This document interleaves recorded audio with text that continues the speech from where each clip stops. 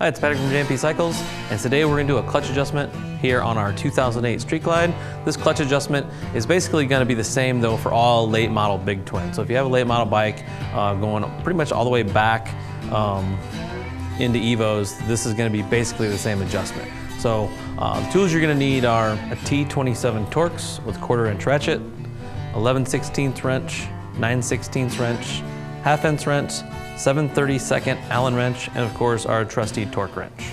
So you're gonna need to keep your bike upright for this, not necessarily to do the adjustment, but so you don't lose any fluid out of the primary.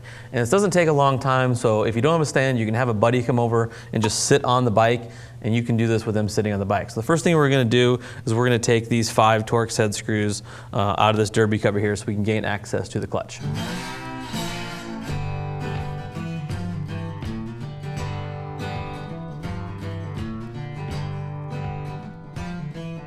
So now that we've gained access to the clutch itself, we're gonna move up here to the adjuster on the clutch cable, and we need to loosen it up and get a bunch of free play in our clutch lever. So we'll pull this rubber boot down. We're gonna put a 1/2 inch wrench on the adjuster portion of the cable here, that long nut, and we're gonna use a 9/16 to break loose the lock nut there.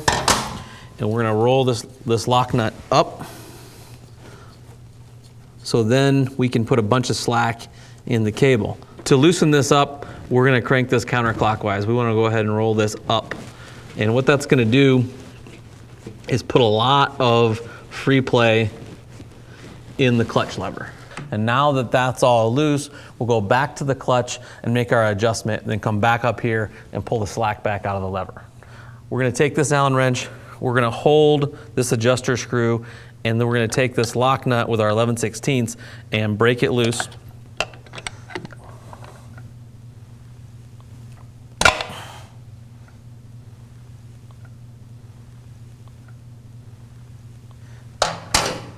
Okay, so what you want to do is just, I back it off, and then we're going to run it down till you feel it touch.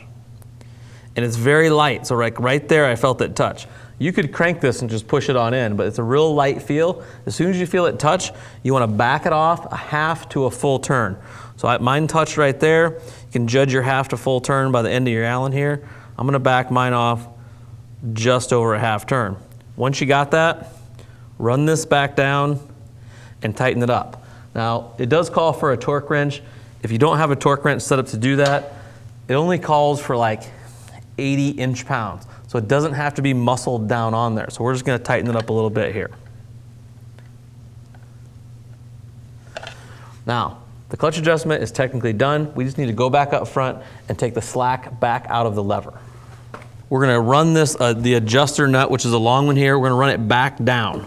And as we run it down, it's gonna take the slack out of the cable and tighten up the lever up top. Now, there is a target we want for the lever on the top. You want a certain amount of slack in that lever, and you need about 1/8 of an inch of play. So we'll run it down a little bit here. You can actually see it working its way back out if you're taking a bunch out. So you want about 1/8 of an inch of play. So what that means is this gap right here is moving in and out, or you can look at it on the top, is moving in and out about 1/8 of an inch. Just a little bit of slack like that. So we have our adjustment set in our lever. We're gonna run this lock nut back down and tighten it up.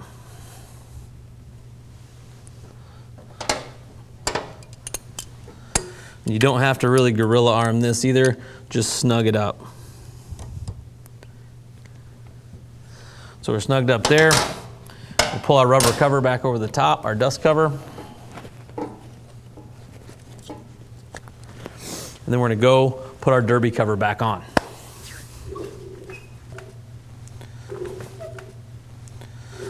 You should always check your gasket. If it needs replaced, definitely replace it. Anytime you take a gasket on and off, it's always worth looking at. Make sure it's in good shape. Ours is in good shape, so I'm gonna go ahead and reuse this one. We're gonna put our Torx heads back in, and we are gonna torque them. This calls for about 10 Newton meters, which is maybe 85 inch-pounds.